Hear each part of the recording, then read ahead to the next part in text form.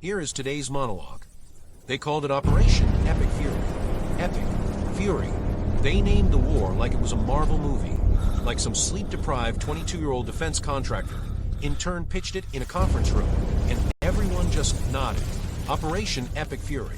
Not Operation Feed Your Kids. Not Operation Keep the Lights On. Operation Epic Fury. Because Fury is the brand now. Fury sells. Fury fills the tank, except it doesn't because the tank costs $4 a gallon and climbing. Let's talk about where we are. The Strait of Hormuz, a narrow little strip of water that 1/5 of the planet's oil has to squeeze through like toothpaste from a nearly empty tube, is now effectively closed. Shut. Done. A standstill. 100 tankers a day used to move through there.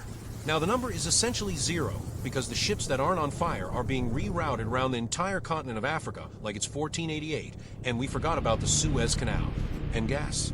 Gas is now $3.46 a gallon on average. Oil is $91 a barrel. That's not a number, that's a message. That's the market whispering in your ear, right before it picks your pocket. You wanted a war, sweetheart. Here's the invoice.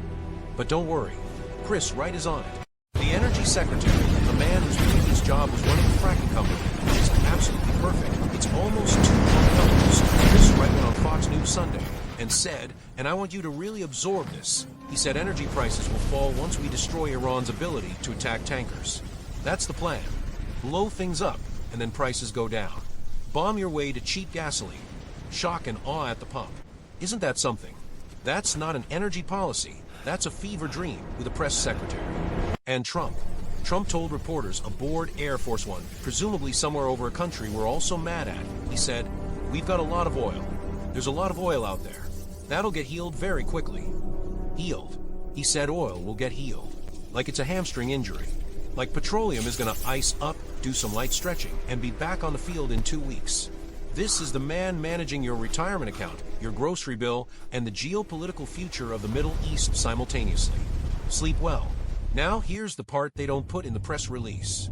Before this war, before any of this, inflation was already running at 2.4%. Already above the Fed's target. Already making the Fed sweat through its shirt. Tariffs were already pushing up the price of everything with a barcode on it. Groceries, clothing, furniture, the stuff regular people actually buy. And the one thing that had gotten cheaper, the one mercy, the single solitary relief valve for working families, was gasoline. That was the talking point. At least gas is lower. That's what they had. That's what they were selling. And now they blew it up. Literally. The Fed is now trapped. They can't cut rates because inflation is spiking. They can't raise rates because the jobs numbers just came in weak. So they just sit there, paralyzed, staring at the ceiling. A negative supply shock, a demand shock, a geopolitical shock, and a labor shock all walk into a bar, and the Fed orders water and asks for the check. Meanwhile, ExxonMobil was up 4%. Chevron up nearly 4%. Shell up 2%. BP up almost 2%. The oil companies, the ones who didn't bomb anyone, didn't send a single soldier, didn't spend $1 on ordnance, they just got a raise, while you got a bill. That's the system working exactly as designed. That is not a bug. A bug implies someone is embarrassed about it. Nobody is embarrassed. The defense contractors are printing money, the oil executives are on yachts, and the energy secretary is on television explaining that destroying a foreign nation's military infrastructure is, technically, a form of price relief. And somewhere in Akron or Bakersfield or Beaumont, some guy is standing at a pump watching the numbers spin, $30, $40, $50, $60, and he's got his jaw set because he voted for affordability, and he got epic fury instead.